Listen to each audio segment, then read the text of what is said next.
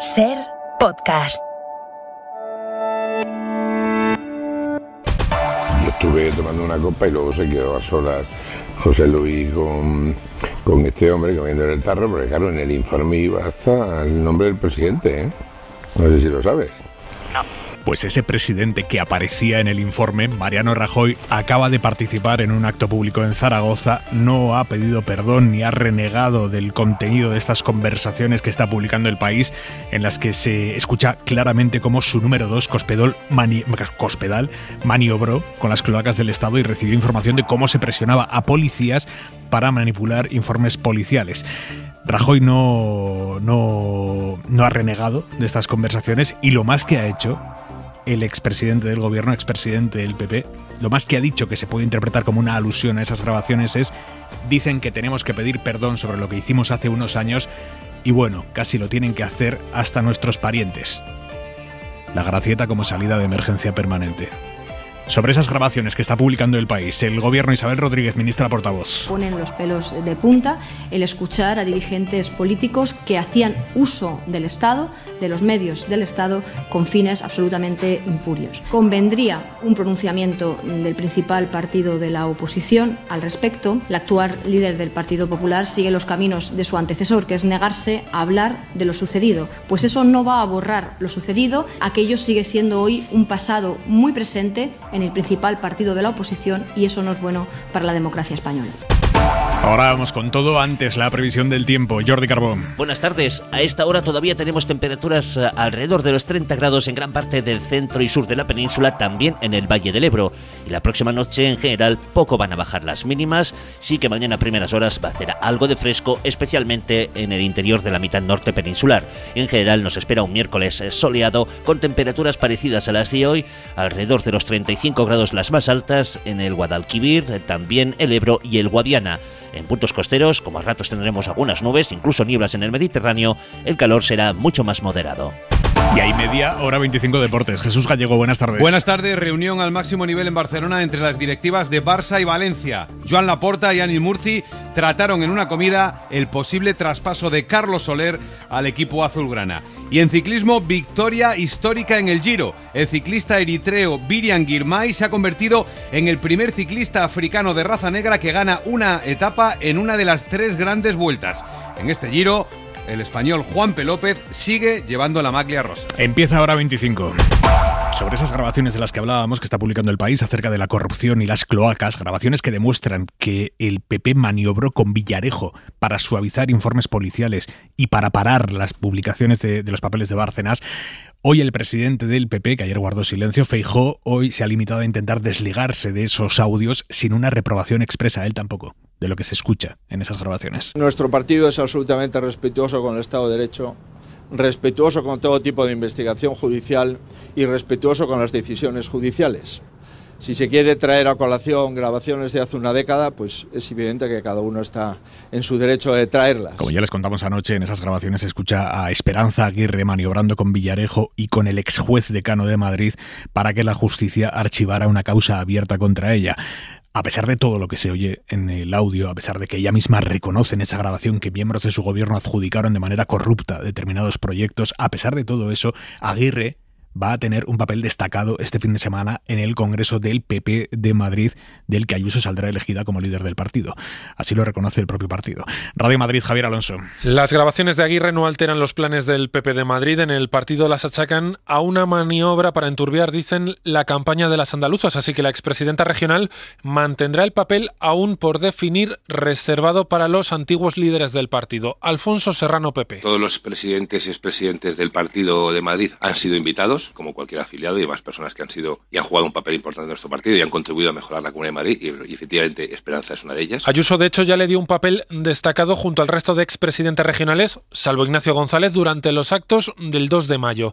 A la izquierda, que Ayuso reivindique a Aguirre no le parece casual. Mónica García, Más Madrid, Juan Lobato, PSOE. Es que la señora Ayuso ya ha dicho que Aguirre es un referente. A mí lo que me parece lamentable O sea, es que esta es la gente que nos ha estado gobernando los últimos 20 años en la Comunidad de Madrid. Los mismos que este fin de semana se juntan para repartirse otra vez los cargos. La propia Aguirre, contactada por la SER, ha preferido no entrar a valorar la publicación de su conversación con Villarejo. Esos audios, los de Aguirre, los de Cospedal, Villarejo, son uno de los quebraderos de cabeza que tiene el PP ahora mismo. El otro tiene que ver con sus contradicciones argumentales sobre si España es o no un Estado plurinacional. Elías Bendodo, que es el coordinador general del PP, digamos el número 3 de Génova, Bendodo dijo el domingo en una entrevista en El Mundo que sí, que España es un Estado plurinacional. Salieron ayer en Vox, en tromba, a criticar al PP oliendo sangre de cara a las elecciones andaluzas, y no bastó con que Bendodo se matizara a sí mismo después, que lo hizo y varias veces, sino que hoy Feijóo ha salido a decir que España no es un Estado plurinacional, a pesar de que él mismo, Feijóo,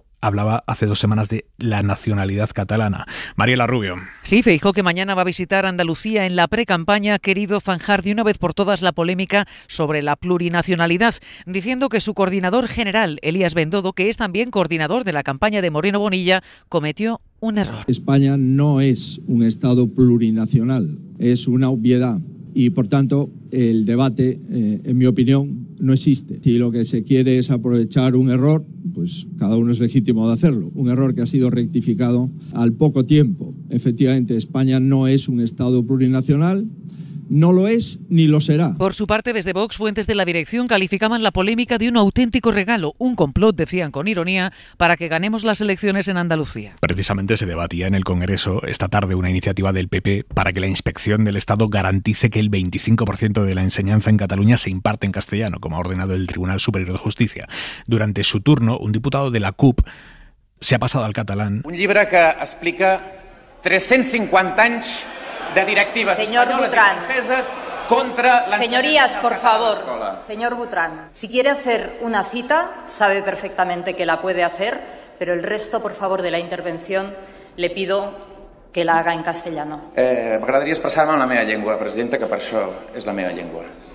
Señor Butrán, el reglamento le obliga a usted y a mí exactamente de la misma manera. Y sabe que tenemos que expresarnos en lengua castellana, que es de todos. Pero el diputado ha seguido hablando en catalán, pese a las advertencias de la presidenta del Congreso. Deia el discurs del rei. A ningú se'l va obligar mai a parlar en castellà. Señor Butrán, me veo obligada a llamarle a la cuestión. Hasta 6 veces le ha advertido Batet de que tenía que hablar en castellano, porque así lo marca el reglamento del Congreso, pero ha retomado el diputado en catalán y la presidenta de la Cámara. Le pido que continúe en la lengua castellana y si no lo hace tendré que pedirle que abandone la tribuna.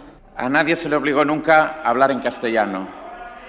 Una última recomendación bibliográfica. Muchas gracias, señor Butrán. Batet le ha terminado silenciando el micrófono.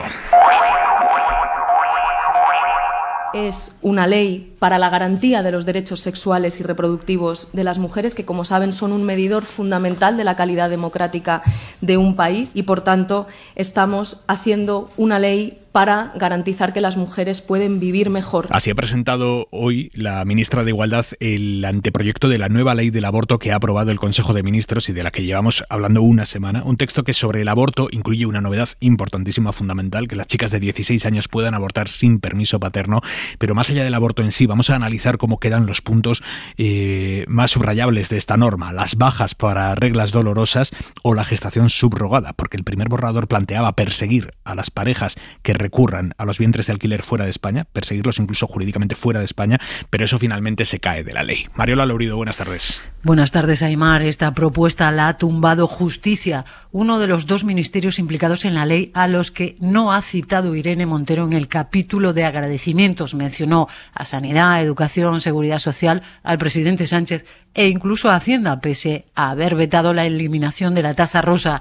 El otro omitido fue el Ministerio de Economía, que dirige Nadia Calviño, que recordamos con mucha fuerza se opuso a las bajas laborales por reglas dolorosas e incapacitantes, estén asociadas o no a patologías. Es la medida estrella de la nueva ley del aborto con la que España se coloca a la vanguardia mundial, según la ministra Montero. Hoy lanzamos, por tanto, también un mensaje internacional de apoyo a todas las mujeres que están luchando por sus derechos sexuales y reproductivos, y es aborto libre, seguro, gratuito, y un mensaje de apoyo a los movimientos feministas en Estados Unidos, en Polonia, en todos esos países que están amenazando o llevando a la práctica retrocesos graves en los derechos sexuales y reproductivos de las mujeres. El coste de la ley se ha reducido a la mitad, 104 millones anuales, porque no va el IVA, y se ha rebajado también el permiso preparto a la semana 39. La ministra Montero confirmó, lo avanzado esta mañana por la cadena SER, que la ley se va a tramitar por el procedimiento de urgencia para que pueda entrar en vigor el año que viene antes de las elecciones. Y a esta hora les podemos contar las dificultades que se está encontrando y puede que se encuentre mañana para la tramitación otra de las normas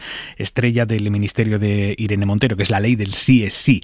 Peligra la tramitación a esta hora, por lo que nos dicen, por las discrepancias entre socios a cuenta de la prostitución, porque el Partido Socialista quiere que esa ley sirva para avanzar en la abolición de la prostitución. Unidas Podemos defiende que eso tiene que ir en otro texto distinto, porque incluir la abolición de la prostitución en esta ley alejaría a otros socios del gobierno que no están de acuerdo con ese asunto. Así que a esta hora la tramitación de la ley que mañana se somete a votación en la Comisión de Igualdad está en el aire. Guillermo Lerma, buenas tardes. ¿Qué tal, Aymar? Buenas tardes. Sí, ese fue el gran compromiso del presidente del Gobierno en el Congreso Federal del PSOE, abolir la prostitución en esta legislatura, y los socialistas quieren que la ley de libertad sexual o del solo sí es sí sirva para eso, para avanzar en esa dirección. Por eso mañana el PSOE va a intentar que el texto presentado por el Ministerio de Irene Montero y aprobado por el Consejo de Ministros endurezca las penas para aquellos que se lucren destinando espacios a favorecer o facilitar la prostitución de otra persona, aunque ésta dé su consentimiento. La enmienda puede salir adelante gracias al apoyo del PP a ese punto en concreto, pero de aprobarse podría hacer saltar el respaldo de otros socios parlamentarios habituales como Esquerra, Bildu o el PNV, que sí que tenían garantizado su apoyo al conjunto de la norma. Las diferencias amenazan con provocar además un nuevo choque en el seno de la coalición. Unidas Podemos, que tampoco tiene un posicionamiento unánime sobre esto, pide llevar el debate a una futura ley de trata, pero fuentes del Grupo Socialista defienden hacerlo ahora y piden que se respete su autonomía para enmendar textos aquí en el Congreso. Hora 25. Aymar Bretos. El alcalde de Sanxenxo, en Galicia, ha confirmado hoy que el emérito va a estar allí el fin de semana. Sí. Enrique va a estar aquí este fin de semana, sí, en las regatas. El emérito se va a las regatas en una visita que algunos están preparando ya casi como la llegada de una estrella del rock. Hoy el nuevo presidente de la Xunta, Alfonso Rueda, ha dicho incluso que esto viene bien para poner a Galicia en el mapa. He tenido ocasión de comprobar en las anteriores ocasiones en las que estuvo aquí el rey emérito el impacto absolutamente positivo, el cariño de la gente cuando está aquí y el beneficio que supone no solo para Sanxenxo, sino para toda Galicia desde el punto de vista del turismo, desde el punto de vista de la afluencia, desde el punto de vista de ponernos en el mapa. Lo ha dicho Rueda en la COPE. Vuelve el emérito a España después de haber reconocido que defraudó más de 5 millones de euros a los españoles de los que fue rey. Hoy le han preguntado los periodistas a la ministra portavoz si el gobierno y en concreto su presidente Pedro Sánchez sigue manteniendo que el emérito les debe una explicación a los españoles. Por supuesto, el presidente hizo esas consideraciones que tienen la misma vigencia hoy que ayer. Pero sobre el regreso, sobre su viaje de este fin de semana a Sanxenxo, de ahí la portavoz no se ha salido de es una decisión personal. Esta decisión es una decisión personal del rey emérito y en el respeto a la institución que para nosotros tiene la Casa Real, nuestras relaciones con el rey Felipe VI, no vamos a hacer ninguna consideración. Bastante más duros los socios de gobierno. Unidas Podemos hablan de un emérito que se está riendo de los españoles, dicen. Ana Fernández Vilá. Sí, los morados no comparten ni de lejos la postura de sus socios de gobierno ante el regreso del rey emérito. Denuncian que es un insulto a la ciudadanía, extextual, que vuelve de mala manera y riéndose de los españoles. Y según el portavoz Pablo Echenique, esto sitúa el debate sobre si la institución monárquica pues está especialmente diseñada para delinquir con impunidad. Duras críticas también de los aliados parlamentarios de izquierda, Joan Baldoví, Compromís, Íñigo Errejón de Más País y Merche Azpurúa de Bildu. Una cara tan dura que a muchos nos hace tener vergüenza ajena. Me sorprende mucho que teniendo mucha gente trabajando alrededor no haya nadie en la Casa Real que no le aconseje un poco de decoro. Yo qué sé, disimula. Esta operación de blanqueo nos parece que no va a conseguir tapar las numerosas irregularidades que el emérito ha cometido. Y desde el BNG aviso de Néstor Rego. El Borbón fugado no es bienvenido en Galicia. Pero el PSOE dice que no hay nada que objetar y desde la derecha PP y Vox defienden su derecho a votar. volver y recuerdan que no tiene causas pendientes. Hora 25. Aimar Bretos. Suecia y Finlandia van a entregar mañana su solicitud para ingresar en la OTAN. Lo ha confirmado esta tarde la primera ministra sueca junto al presidente finlandés en una comparecencia conjunta. Han insistido en el compromiso de sus países en la lucha contra el terrorismo. Esto es un mensaje claro hacia Turquía, que a día de hoy es el gran escollo para que estos dos países entren en la OTAN, porque Turquía los acusa a los dos países de acoger activistas kurdos, que Turquía considera que son grupos terroristas. Y de eso, de terrorismo, quiere acusar Rusia a los más de 260 militares del batallón Azov evacuados anoche de la fábrica de acero de Azovstal, en Mariupol. Ucrania ha anunciado hoy el fin de la lucha en esa zona, último bastión de su resistencia en la ciudad, y el Kremlin, el gobierno ruso, ha empezado a tramitar una serie de medidas para encarcelar a esos militares en vez de intercambiarlos por otros presos. Está uno de sus negociadores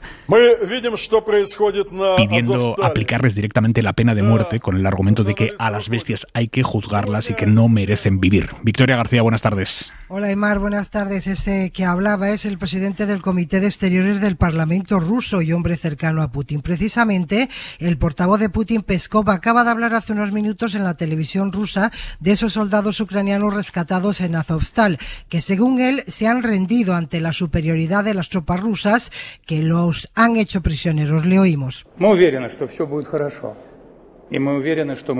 Pues todos ellos serán entregados y tratados de acuerdo a lo que dice la ley internacional, pero como prisioneros de guerra. Van a ser interrogados y los enfermos están recibiendo ya tratamiento. Pues 7 autobuses se los han llevado a esos soldados ucranianos al antiguo penal ruso de Lovnienka. Está cerca de Donetsk. Mañana serán interrogados por un comité militar, como decías, creado específicamente para eso, para esclarecer lo que Moscú llama crímenes del régimen ucraniano. Las negociaciones entre rusos y ucranianos de momento están en suspenso. En Estados Unidos, el presidente Joe Biden ha visitado hoy Buffalo, la ciudad en la que un chico supremacista de 18 años mató este fin de semana a 10 personas, la mayoría negras, en un tiroteo en un supermercado. Desde allí, y tras reunirse con las familias de las víctimas, ha dicho Biden que el supremacismo blanco es un veneno en su país, en Estados Unidos, un veneno que según él no tiene que tener cabida, dice, en Estados Unidos. Un país que además hoy ha vivido algo que no se había dado en medio siglo. El Congreso estadounidense ha celebrado en abierto una comisión de investigación sobre ovnis, sobre objetos voladores no identificados. Un alto cargo del ejército ha confirmado que han avistado 400 ovnis en 20 años. Y el tema interesa a los legisladores no tanto porque detrás de estos ovnis haya vida extraterrestre, sino más bien por el riesgo de que países como China o Rusia tengan tecnología circulando por el espacio que Estados Unidos no identifica. Y por eso, el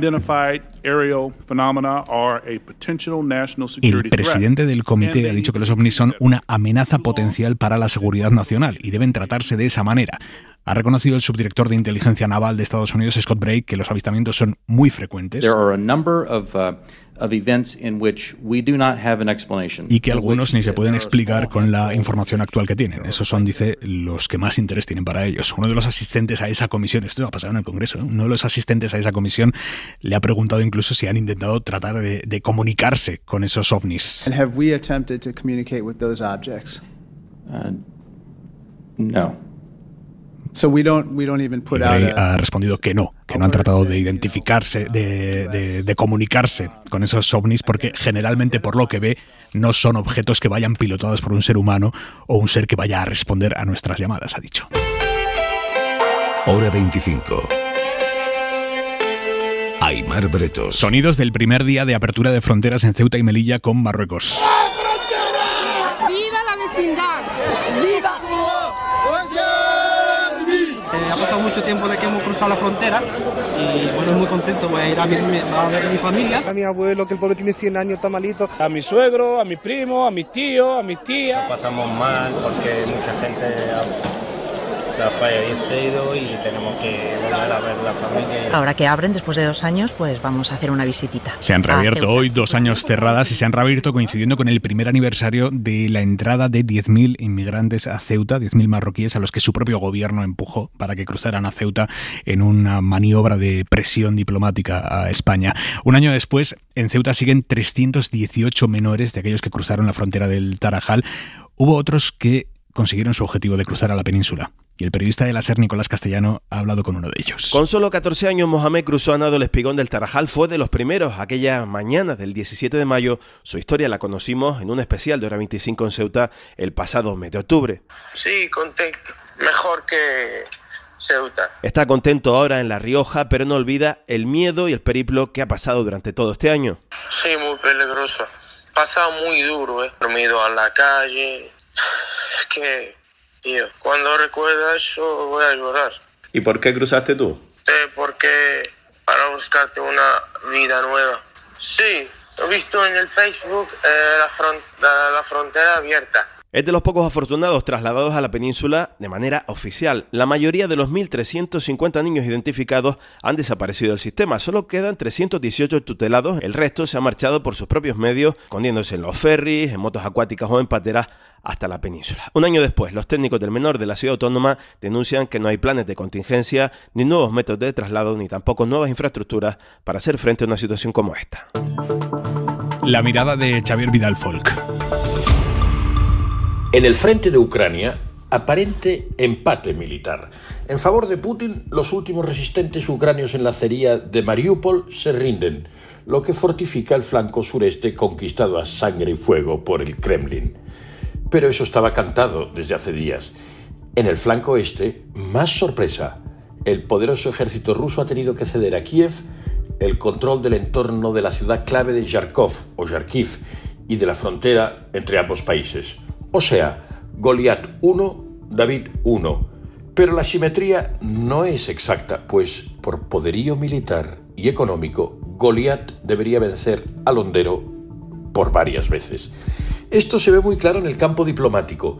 Finlandia vota y Suecia va formalizando su interés de ingresar en la Alianza Atlántica tras decenios de neutralidad obligada en un caso y voluntaria en el otro. Putin reacciona con resignación. Dice ahora que no tiene problemas con esos estados y, por tanto, que su ingreso en la OTAN no genera una amenaza inmediata para Rusia. Es una rectificación evidente. Hace menos de una semana, su Ministerio de Exteriores agitaba posibles respuestas técnico-militares. Échense a temblar los escandinavos. Es la expresión con que disfrazó la invasión armada de Ucrania contra esa supuesta amenaza. En resumen, si Putin suaviza su retórica, no es porque se haya convertido en un angelito, es porque las cosas no le van tan bien como preveía en el campo de batalla. Suscríbete a Hora 25. Todos los episodios y contenidos adicionales en la app de Cadena SER y en nuestros canales de Apple Podcast, Spotify, iVoox, Google Podcast y YouTube. Escúchanos en directo en la SER de lunes a viernes a las 8 de la tarde.